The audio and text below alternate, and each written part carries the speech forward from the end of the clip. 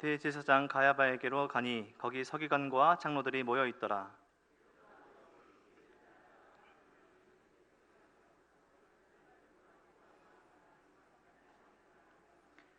대제사장들과 온 공회가 예수를 죽이려고 그를 칠 거짓 증거를 찾으매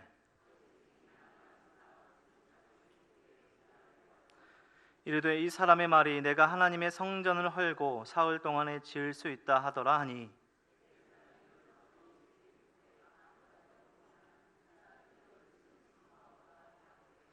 예수께서 침묵하시거늘 대제사장이 이르되 내가 너로 살아계신 하나님께 맹세하게 하노니 내가 하나님의 아들 그리스도인지를 우리에게 말하라.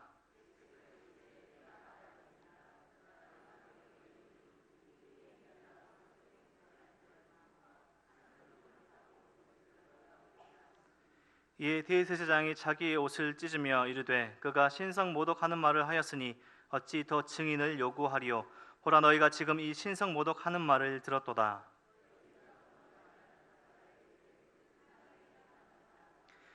이에 예수의 얼굴에 침뱉으며 주먹으로 치고 어떤 사람은 손바닥으로 때리며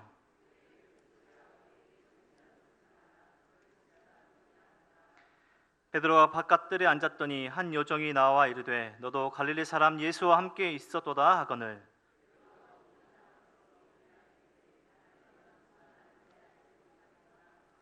안문까지 나아가니 다른 요정이 그를 보고 거기 있는 사람들에게 말하되 이 사람은 나사렛 예수와 함께 있었도다 하매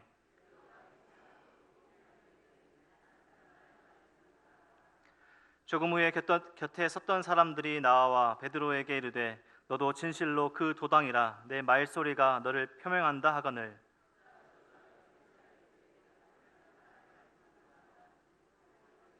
함께 읽겠습니다. 이에 베드로가 예수의 말씀에 닭 울기 전에 내가 3번 나를 부인하리라 하심이 생각나서 밖에 나가서 심히 통곡하니라. 아멘. 오늘 베드로의 부인이라는 말씀 제목으로 하나님의 말씀 전하도록 하겠습니다. 우리 성도님들 평안하십니까? 영적인 건강함을 유지하는 것도 너무나 중요한 일이지만 육체적인 건강함을 지키는 것도 중요한 일임을 잘 아실 것입니다. 우리 영적인 건강함, 육체적인 또 건강함을 기원하시며 옆에 계신 성도님들과 이렇게 한번 인사하겠습니다. 건강하십시오. 건강하시길 바랍니다.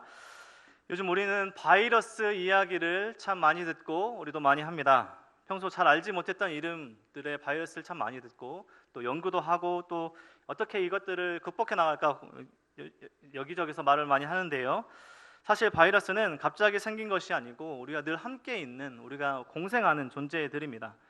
코로나 바이러스 또한 갑자기 생긴 것이 아니라 감기를 일으키는 우리 몸에 있는 200여 종이 넘는 바이러스 중에 한 가지가 이 코로나 바이러스인데요. 전자현미경으로 보면 이 바이러스의 모양이 이렇게 왕관 같다라는 것으로 코로나, 이 라틴어 단어 왕관이라는 단어를 써서 코로나 바이러스라 명명했습니다. 그래서 이런 바이러스들과 우리 함께 하고 있는데 우한에서 시작된 코로나 바이러스는 우리가 함께하던 우리가 알고 있던 이 기존에 있던 코로나 바이러스가 아니라 신종, 변종된 코로나 바이러스라 명명합니다. 보통 감기는 따로 약이 없다고 하죠. 그래서 약국에서 제일 편한 약이 감기약이라고도 우스갯소리도 합니다. 그래서 감기 걸렸다고 하면 그냥 대충 약 지어주고 줘도 어느 시간이 지나 보면 낫다라고 해서 이렇게 말을 하는데요. 기침을 줄이고 또 열을 떨어뜨리고 또 이런 일들을 하기 때문에 이 약을 먹긴 하지만 우리가 이 약으로 바이러스를 잡을 수는 없다고 합니다. 저는 아직까지 이렇게 특별히 찾아서 독감 예방 주사나 감기 때문에 병원 가는 일이 많이 없었는데요. 감기에 걸리면 쉬고 잘 먹고 잘 지나면 감기 기운이 조금 며칠 좀 지속되더라도 지나가는 경험을 하고 저는 특별히 약을 먹거나 주사를 맞지는 않습니다. 그런데 가끔 감기가 걸릴 때를 살펴보면 이 평이할 때 보통의 경우가 아니라 사역이 몰려 있거나 피곤한 일을 많이 했을 때 이런 감기가 찾아와서 이렇게 감기 기간을 보내곤 했던 경험을 했던 것을 보게 됩니다. 감기 바이러스가 33도에서 또 36도 이 온도에서 활동을 많이 한다고 하는데요. 감기에 걸렸을 때 우리 몸이 열을 내는 것은 이 바이러스를 위한 몸의 반응이라고 합니다. 그래서 건강한 사람이 이 감기에 걸렸을 때 열이 잠깐 나고 나면 이 회복을 하는 경우가 바로 이러한 일들 때문입니다. 우리가 기침하고 또 콧물을 흘리고 가래가 나오는 것은 이런 바이러스를 씻어내기 위한 우리의 정상적인 생리적인 현상입니다. 보통의 바이러스는 예방의 방법이 있는데요. 그것은 청결입니다. 잘 아시겠지만 손을 자주 씻고 우리가 그 청결 상태를 유지하면 감기 바이러스들이 잘 발현될 수 없습니다. 우리 어린아이들이 어렸을 때 감기를 달고 사는 이유 중에 하나가 뭐든 자동적으로 이렇게 손에 들었을 때 입으로 가게 되는 거죠. 그래서 손에 있는 것들이 입으로 가고 그런 것들이 이제 바이러스들이 발현되어서 감기들이 자주 걸리는 이유입니다. 제가 바이러스 이야기로 오늘 설교를 시작하는 것은 제가 요즘 시기 바이러스라는 단어를 많이 듣고 있는 시기에 생각나는 단어가 하나 있기 때문입니다. 요즘에도 블로그 또 인터넷 카페 이런 인터넷 문화들이 활성화가 너무나 잘 되어 있는데요. 제가 20살 즈음에 이런 문화들이 이제 막 활발해지려고 했던 시작쯤이었습니다.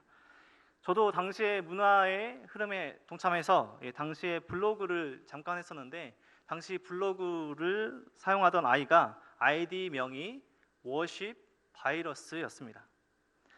네, 바이러스는 바이러스인데 워십이라는 단어가 있죠. 워십 바이러스였습니다. 왜 당시에 어린 나이에 그런 생각을 했는지 모르겠지만 당시 대학에서 선교단체 훈련을 받고 또 그런 상황 가운데 양육을 받으면서 그런 생각들을 했던 것 같습니다. 그래서 워십 바이러스라는 명으로 잠깐 블로그를 했었습니다. 감기 바이러스와 같이 바이러스에 걸리면 사람이 거기에 큰 영향을 받듯이 예배, 이 워십 바이러스가 되어서 다른 사람들을 예배하도록 만드는 워십 바이러스가 되고 싶다. 참 유치한 발상이긴 하지만 여전히 저는 그런 마음으로 살고 있긴 합니다. 어떤 사람들은 여기에 함께 동참하실 우리 성도님 계십니까? 워십 바이러스 이렇게 함께 동참해주셔서 감사하겠습니다.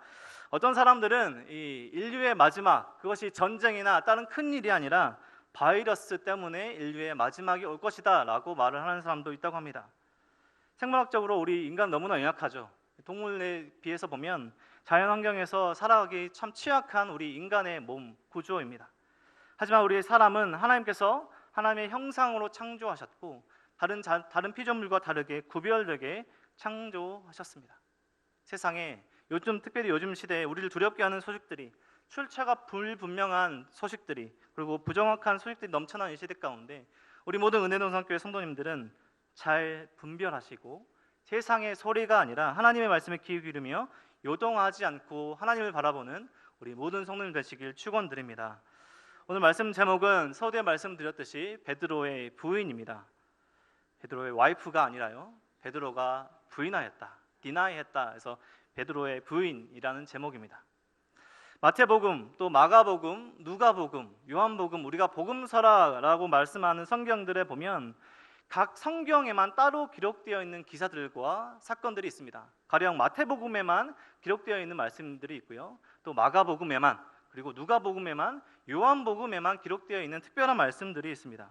가령 마태복음 2장의 사건들, 예수님께서 동방박사 사건과 애굽 피신하셨던 사건들, 그리고 나사렛에 귀향하셨던 사건들은 다른 복음서에는 없고 마태복음에만 있는 마태복음 기사입니다. 그리고 마태복음 6장의 구제와 기도, 우리가 잘 알고 있는 너는 기도할 때 골방에 들어가 은밀한 중에 계신 내 아버지께 구하라 라는 이 기도의 제목들은, 기도의 말씀들은 마태복음에만 기록되어 있는 마태복음 특별 기사들입니다. 마가복음에도 여러 가지 또 이야기들이 있는데요, 벳세다 소경을 치유하셨던 사건들, 그리고 마가복음 8장에 예수님이 잡히시던 이 오늘 본문과 같은 이 상황에서 혼이불을 들어가던 이 청년이 잡힐 때 혼이불을 이렇게 벗고 알몸으로 도망간 사건은 마가복음에만 나와 있는 마가복음 특별 기사입니다.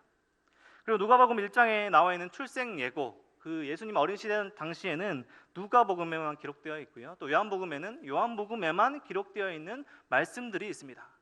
그런데 우리가 오늘 함께 읽은 오늘 27장, 우리가 앞에서부터 읽었지만 오늘 정말 본문은 69절부터 75절까지 베드로의 부인의 사건인데요, 이 베드로가 예수님을 부인한 사건은 다른 복음서들, 네 복음서에 똑같이 기록되어 있습니다.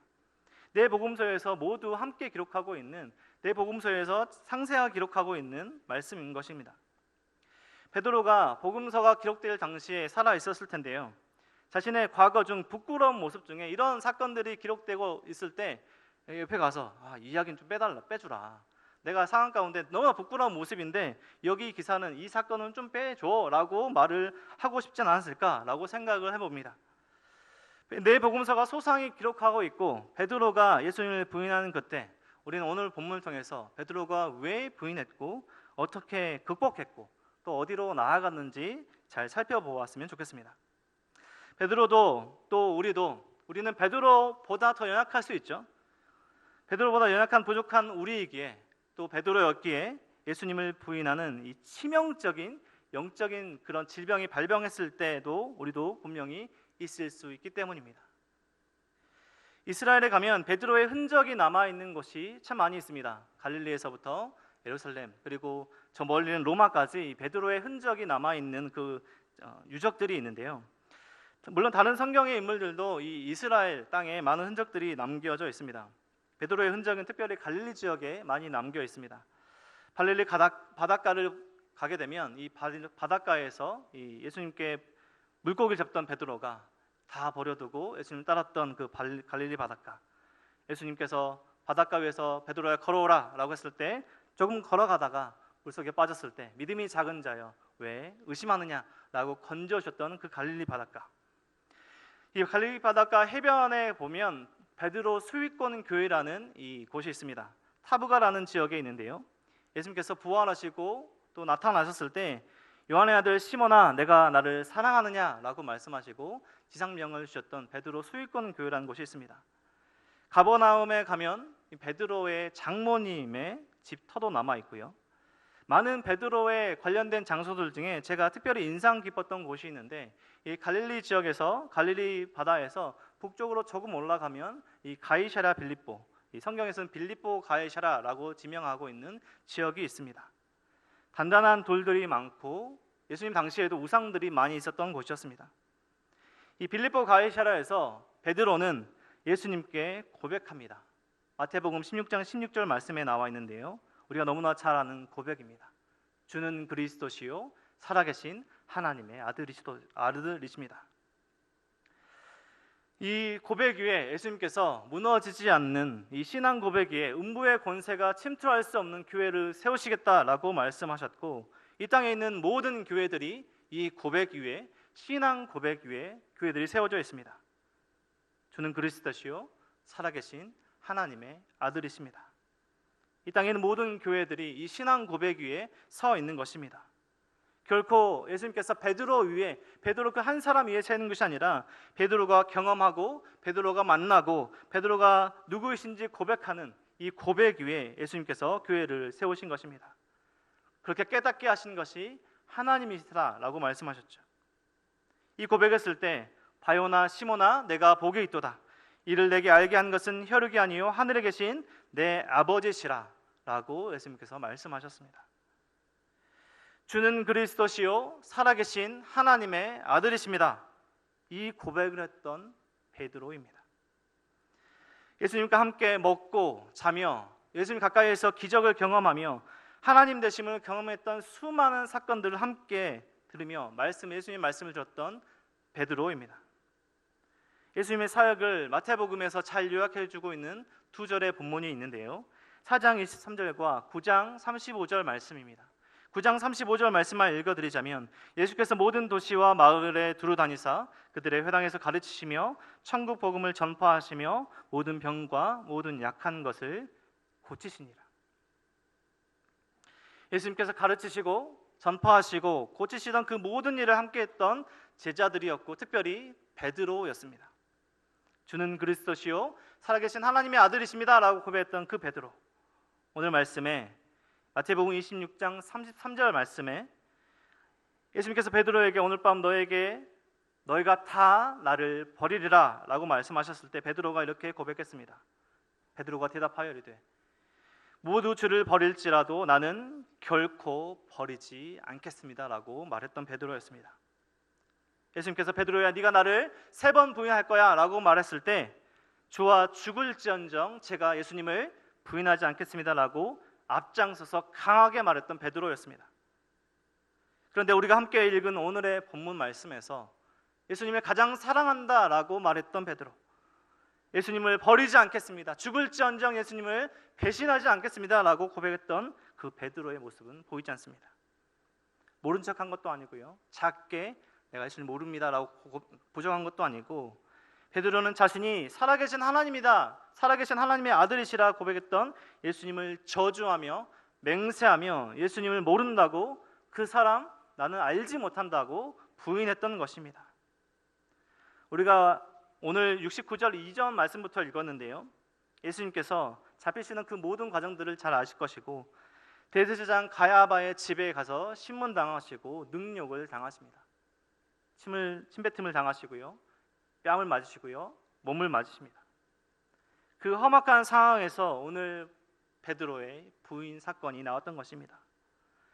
예수님의 말씀처럼 베드로는 3번 예수님을 부인합니다. 69절 말씀을 보면 베드로가 바깥들에 앉았더니 한 여종이 나와 이르되 너도 갈릴리 사람 예수와 함께 있었도다 하거늘, 베드로가 모든 사람 앞에서 부인하여 이르되 나는 내가 무슨 말을 하는지 알지 못하겠노라. 앞에 56절 말씀에 보면 예수님께서 잡히셨을 때 모든 제자들이 다 예수님 버리고 다 떠났고요, 베드로 또한 떠났다라고 이렇게 말씀하고 있다가 58절 말씀에서 베드로가 멀찍이 따라왔다라고 그 순간을 기록하고 있습니다.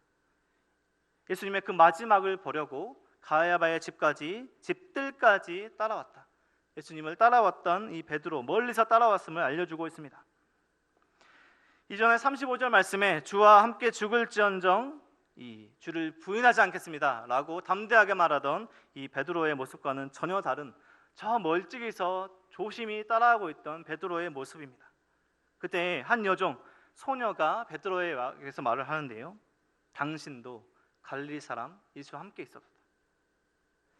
베드로의 첫 번째 부인은 자신에게 예수님과 함께 있었다고 말하는 여종의 말에 모든 사람 앞에서 부인하는, 첫 번째 부인하는 모습을 볼 수 있습니다.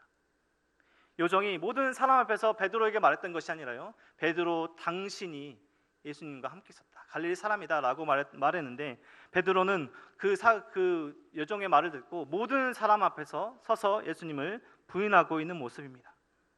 69절 말씀에 보면 너도 갈릴리 사람 예수와 함께 있었도다, 너도 당신이 라고 말을 하고 있는데, 베드로는 70절 말씀에 베드로가 모든 사람 앞에서 부인하고 있습니다. 그러니까 조용히 말을 하고 있는데, 조용히 가서 나는 예수님을 몰라 라고 말하는 것이 아니라 옆에 있던 모든 사람에게 나는 예수님을 모른다 라고 강력하게 말하고 있는 것입니다. 여종이 하는 말이 무슨 뜻인지 몰라서 나는 내가 무슨 말 하고 있는지 몰라 라고 말했을까요? 베드로의 이 말은 법정에 서서 나는 어떤 사건에 대해서 알지 못한다 라고 진술할 때의 표현과 마찬가지의 그 선포인 것입니다. 너는, 당신이라는 이 베드로에게 말한 여종은 말에 모든 사람 앞에서 나는 저 나사렛 예수, 갈릴리 사람 예수와 관련이 없다라고 공포하고 있는 것입니다. 첫 번째 부인은 여종의 말에 나에게 말하고 있는 것에 모든 사람 앞에 선포했다면, 두 번째 부인은 더 강력해지고 그 모습이 더 심각해집니다. 또 다른 어떤 여종이 거기 있는 사람들에게 말합니다. 두 번째는 이제 사람들에게 말하죠. 베드로에게 와서 말을 한 것이 아니라 사람들에게 가서 저 사람 나사렛 예수와 함께 있었다. 베드로에게 말한 것이 아니라요, 사람들에게 가서 이 사람은 나사렛 예수와 함께 있었다라고 아주 구체적으로 베드로를 당혹하게 합니다. 71절 말씀에 보면 앞문까지 나아가니 다른 여종이 그를 보고 거기 있는 사람들에게 말하되 이 사람은 나사렛 예수와 함께 있었도다 하매, 다른 소녀, 다른 여종이 나와서 이번에는 사람들에게 말하고 있습니다. 저 사람 나사렛 예수와 함께 있었어. 그 사람의 제자, 그 사람들과 함께 있었다라고 말하는 상황 가운데 72절 말씀에 베드로의 부인은 더 강력해집니다. 72절 베드로가 맹세하고 또 부인하여 이르되 나는 그 사람을 알지 못하더라 하더라. 아주 구체적인 이야기로 베드로를 당혹하게 했을 때 베드로의 반응은 맹세하였고요, 두 번째 부인하면서 예수님에 대해서 뭐라고 하고 있냐면 그 사람이라고 말을 하고 있습니다. 내가 그 사람을 알지 못한다.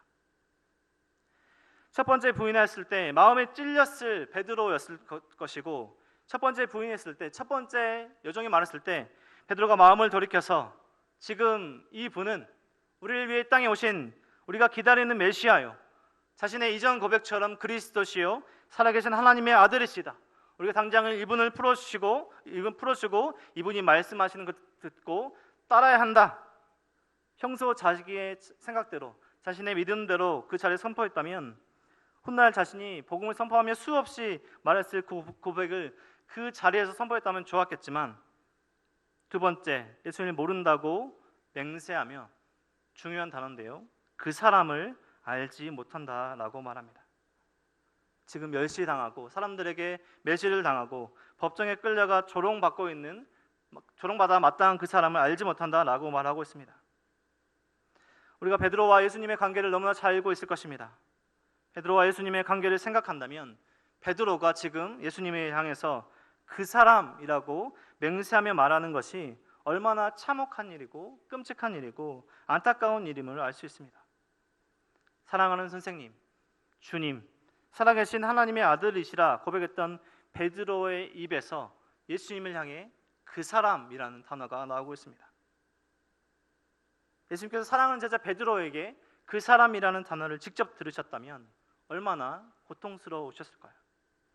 베드로가 부인할 것을 이미 알고 계셨습니다. 모든 것이 말씀대로 이루어질 것을 예수님은 이미 알고 계셨지만 자신에게 그 사람이라고 말하고 있는 이 베드로의 이 모습, 인간적인 저의 이해로서도요, 만약에 제가 제자들에게, 제가 가르쳤던 이 학생들에게, 청년들에게 그 사람 모른다라고 부인을 당하면 저도 아마 참혹감을 느꼈을 것 같습니다. 그에 비할 수 없는 참혹감과 당혹감, 고통이 예수님께 있으셨을 것입니다. 이와 비슷한 일들이 우리 주변에도 일어나고 있는데요, 우리는 그 사람, 저 사람이라는 표현을 사용합니다. 그 친구, 그분, 결코 틀린 표현이 아니죠. 우리도 자주 사용하고 우리도 이렇게 일상생활에서 쓰는 표현인데, 이 표현을 가까운 배우자에게, 가까운 가족들에게, 가까운 친구들에게 그 사람, 그 걔라는 것 표현을 잘 쓰진 않습니다. 저는 그 사람 알지 못합니다. 아주머니 알지 못합니다. 아주머니 누구세요? 저는 당신을 알지 못합니다. 저는 저 아저씨 알지 못합니다. 이 말을, 이러한 표현을 자녀로부터 듣는 부모님을 영상으로 본 적이 있습니다. 영상에서 이 한 청년은 아주머니 저 아세요? 저는 당신을 모릅니다. 저를 내버려 두세요. 이단 상담소에서 신천지에서 어렵게 나온 자녀들에게 듣는 부모님의 그런 자녀들로부터 듣는 표현이었습니다. 이런 말들을 부모님들이 자기 자녀들에게, 청년들에게 듣는 이 마음의 부모의 심정은 어떠했을까요? 베드로의 그 사람이라는 표현은 그 사람을 알지 못합니다. 나는 그 사람과 관계없다라고 맹세하며 그 두 번째 부인한 것은 심각하고 참혹한 모습입니다. 베드로는 맹세하며 예수님 향해 나는 그 사람을 알지 못한다고 사람들 앞에 다시 한번 선포하고 있는 것입니다. 마지막 세 번째 부인은 그 절정에 다르며 이번에는 맹세하는 것을 넘어서서 예수님을 저주하며 맹세하며 부인하고 있습니다. 73절 말씀을 보면 조금 후에 곁에 섰던 사람들이 나와 베드로에게 이르되 너도 진실로 그 도당이라 내 말소리가 너를 표명한다 하거늘 그가 저주하며 맹세하여 이르되 나는 그 사람을 알지 못하노라 하니 곧 닭이 울더라. 그가 저주하며 맹세하여 이르되 나는 그 사람을 알지 못한다. 두 번째 부인에서 그 사람을 알지 못한다, 여기에서 넘어서는 저주하며 부인하고 있습니다. 같은 구절, 또 평행 본문인 마가복음 14장 71절 말씀에서도 똑같은 표현을 하고 있습니다. 베드로가 저주하며 맹세하되 나는 너희가 말하는 이 사람을 알지 못한다 라고 똑같이 저주하며 맹세하고 말하고 있습니다. 세 번이나 강력하게 예수님을 부인한 베드로입니다. 마지막 세 번째 부인 때는 자기가 사랑한다던, 결코 떠나지 않겠다던, 배신하지 않겠다던 예수님을 향해 저주하면서 말하고 있습니다. 내가 예수님을 알지 못한다. 그 사람을 알지 못한다. 주는 그리스도시요 살아계신 하나님의 아들이십니다. 모두가 예수님을 버려도 저는 버리지 않겠습니다. 제가 죽을지언정 예수님을 부인하지 않겠습니다 라고 단호하게 말했던 예수님 앞에 말했던 베드로였습니다. 우리도 이와 같은 모습으로 살아갈 때가 있지 않습니까? 세상적인 기준으로 우리에게 형통함이 있을 때, 평안함이 있을 때, 건강을 누릴 때, 안정과 평안함 가운데 있을 때 우리는 비교적 쉽게 고백할 수 있습니다. 주는 그리스도시요 살아계신 하나님의 아들이십니다. 내가 예수님을 사랑합니다. 나는 성도입니다. 나는 은혜동산교회 성도입니다. 세상적인 기준에서 평안함이 있을 때 우리는 비교적 쉽게 고백할 수 있습니다. 그런데 우리 인생 가운데 자그마한 풍랑이 칠 때, 어려움 당할 때, 고난 당할 때, 상황과 환경이 내 뜻과 내 생각대로 이루어지지 않을 때 우리의 이러한 고백들은 뒤로 사라지고 우리는 하나님 살아계시나요? 하나님 왜 침묵하신가요? 왜 저를 이 어려움 가운데 그냥 내버려 두십니까? 정말 살아계신 하나님의 아들 예수 그리스도이십니까? 라는 그러한 신앙의 상태를 갖게 됩니다. 굳이 공산주의나 폐쇄된 국가, 다른 종교의 압제가 아니더라도 우리는 우리의 상황 가운데, 우리의 인생 가운데, 우리의 환경 가운데 예수님을 모른다고 부인하고 우리 안에 있는 복음을, 예수 그리스도를 드러내지 않고 숨기며 살아갈 때가 있습니다. 굳이 교회 다닌다는 것을 말하지 않고 예수님을 믿는다는 것을 말하지 않고 그 순간을 모면하고자 우리가 생각하기에 우리의 기준에 내가 이것을 말했을 때 관계의 어려움이 생기지 않을까, 관계의 어려움이 생기지 않도록 내가 복음 때문에 손해보지 않으려는 그러한 유혹 가운데 그 마음이 우리를 예수님을 부인하고자 하는 그런 유혹 가운데 놓이게 되는 것입니다. 우리는 그러한 기회를 버리고 복음을 선택하며 살아가고 있습니까? 아니면 잠시 편하고자, 잠시 그 순간을 모면하고자 예수님을 부인하며 살아갑니다. 마태복음에서 또 복음서에서 왜 베드로의 부인을 이렇게 상세하게 기술하고 기록하고 있는가? 만약에 여기에 초점이 베드로의 죄를 낱낱이 드러내고 베드로에게 정죄하면서 베드로 이렇게 잘못했다라는 것들을 더 강조하기 위해서 기록된 것이 결코 아닙니다. 오늘 말씀 베드로의 부인의 초점은 왜 그러한 상황 가운데 이루어졌나? 예수님의 말씀이, 예언이 정확하게 실현되고 있음을 강조하는 본문입니다. 베드로의 부인도 복음서에 모두 기록되었고 예수님께서 베드로의 부인을 예언하는 말씀도 내복음서 모두 기록되어 있습니다. 26장 31절 말씀에서부터 시작되는 베드로의 부인을 예언하시는 예수님의 말씀, 오늘 밤 닭 울기 전에 내가 3번 나를 부인하리라 말씀하신 예수님의 말씀이 정확하게 이루어지고 있는 것을 강조하며 예수님의 말씀이 실현되고 있음을 강조하며 우리에게 보이고 있는 것입니다. 베드로에 대한 예언이 정확하게 이루어졌다는 것은 그 이후의 말씀, 죽으심, 고난 당하시고 죽으심, 부활하심, 그런 모든 일들이 또한 확실하게 이루어짐을, 더 나아가서는 다시 오시리라는 예수님의 말씀이 확실히 분명히 이루어질 것을 우리에게 강조하며 말씀하고 있는 것입니다. 죽음과 부활에 대해서 예수님께서 이 땅에서 살아가실 때 3번 강조하며 말씀하셨는데요, 16장과 17장과 20장에서 예수님께서 3번 죽음과 부활에 대해서 말씀하셨습니다. 16장 21절 말씀에 처음 말씀하셨을 때였는데요, 16장 21절 말씀에 이때로부터 예수께서 자기가 예루살렘에 올라가 장로들과 제사장들과 서기관들에게 많은 고난을 받고 죽임을 당하고 제3일에 살아나야 할 것을 제자들에게 비로소 나타내시니, 제자들은 당시 이해하지 못했지만 예수님께서는 이미 제자들에게 말씀하고 계셨던 것입니다. 예수님의 죽음과 부활에 대해서 말씀하셨습니다. 17장 22절 말씀에서도 이렇게 말씀합니다. 갈릴리에 모일 때에 예수께서 제자들에게 이르시되 인자가 장차 사람들의 손에 넘겨져 죽임을 당하고 제3일에 살아나리라 하시니 제자들이 근심하니라.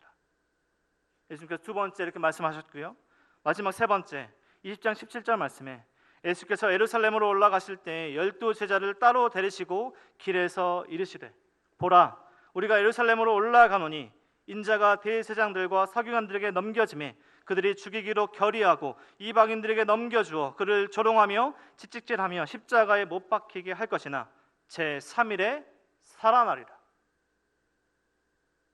예수께서 말씀하신 고난, 죽으심, 부활하심, 예수님의 말씀이 정확하게 이루어져 가고 있음을 보이는 본문이 오늘 베드로의 부인, 오늘 말씀인 것입니다. 참되고 유일하시고 그리스도시요 살아계신 하나님의 아들 우리 예수님은 말씀하신 그대로 이 땅에서 모든 것들을 이루셨고 이 땅에 다시 오실 것입니다. 이것을 믿으십니까? 예루살렘에 가면 베드로 통곡교회라는 곳이 있습니다. 칼리칸투라는 곳에 있는데요, 칼리칸투라는 지명의 이름은 꽃기호라는 우리식으로 하자면 닭 울음소리를 묘사한 단어입니다. 그래서 우리 지명을 하면 꽃기호라는 그 지명에 베드로 통곡교회가 있습니다. 오늘 말씀 마지막에서 닭 울음소리에 자신의 모든 죄를 깨닫고 통곡하며 회개했던 베드로의 마지막 장면에 그런 지명에 세워져 있는 것입니다.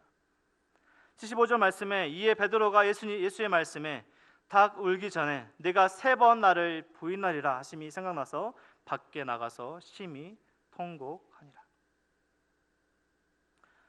닭 울기 전에 예수님께서 내가 베드로 네가 나를 3번 부인할 것이다, 이 말씀이 정확하고 분명하게 이루어지고 있는 오늘의 본문입니다. 베드로 통곡교에서 보면 높은 곳에 있는데요, 아래쪽에 아겔다마라는 지명, 이 땅이 보입니다. 아겔다마는 가룟 유다가 몸에 달아 죽어서 피바치라 불리는 곳인데, 베드로와 가룟 유다의 공통점은 예수님과 함께했던 제자였다는 것입니다. 그런데 베드로와 가룟 유다의 차이점이 있다면, 베드로는 죄를 지었을 때 회개하며 회개의 자리로 나아갔고 그 회개의 자리에서 헌신의 자리로 나아갔습니다. 하지만 가룟 유다는 자신의 그 죄를 지은 그 자리에 여전히 남아있고 끝내는 죽음에 이르도록 남아있었던 것입니다. 예수님을 부인하는 죄를 범했지만 베드로는 오늘 마지막 말씀에서처럼 심히 통곡하며 회개의 자리로 나아가고 있습니다. 자신의 죄를 회개하면서 회개의 자리에 또 머물러 있지 않고 예수님의 말씀대로 정말 사람을 낚는 어부가 되어서 예수님의 길을 따르며 죽기까지 복음을 전하는 사명자로서의 그 사명을 감당하게 됩니다. 부인의 자리에서 회개의 자리, 회개의 자리에서 헌신의 자리까지 나오는 베드로의 모습입니다. 예수님은 베드로가 자신의 죄를 깨닫고 회개했을 때 이미 용서하셨습니다. 요한복음 마지막 장에 보면 부활하신 예수님께서 이 베드로를 만나는 마지막 장면으로 요한복음이 끝이 납니다. 요한복음 한번 찾아보겠습니다. 요한복음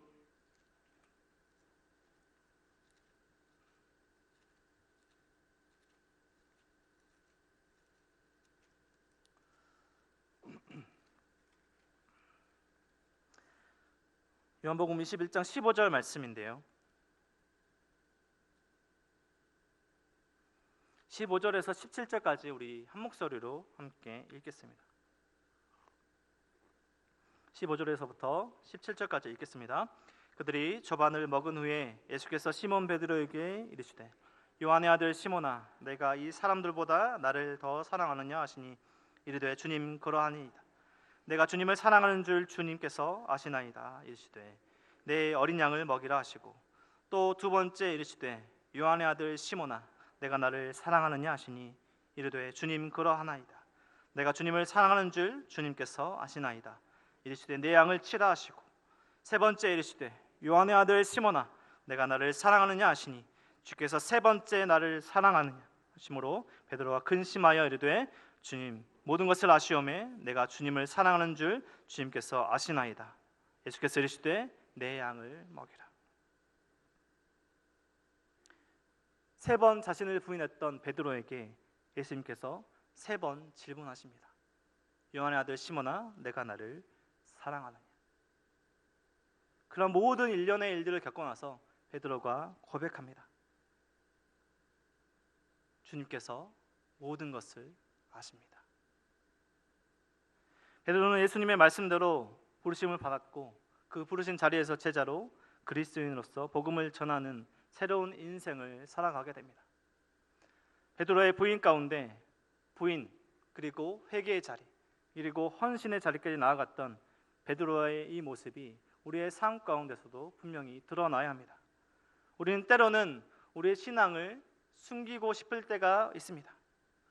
우리의 믿음을 숨기고 싶을 유혹이 들 때가 있습니다. 우리는 오늘의 말씀을 기억하며 비록 우리가 죄를 지었을지라도 베드로가 부인했을지라도 품어주시고 사랑했던 예수님이시지만 우리를 부르신 그 자리에서 우리를 세우신 그 자리에서 예수님을 부인하는 삶이 아니라 예수님을 증거하며 구원을 드러내는 삶으로 살아가야 할 것입니다. 이러한 모든 말씀을 이해하시고 베드로 후서 마지막 말씀을 오늘 마지막 결론적으로 찾아보시고 읽고 마무리하겠는데요. 베드로후서 3장 8절 말씀에서부터 베드로는 이렇게 마지막 말을 우리에게 전하고 있습니다. 베드로후서 함께 찾아보시겠는데요. 베드로후서 3장 8절 말씀입니다.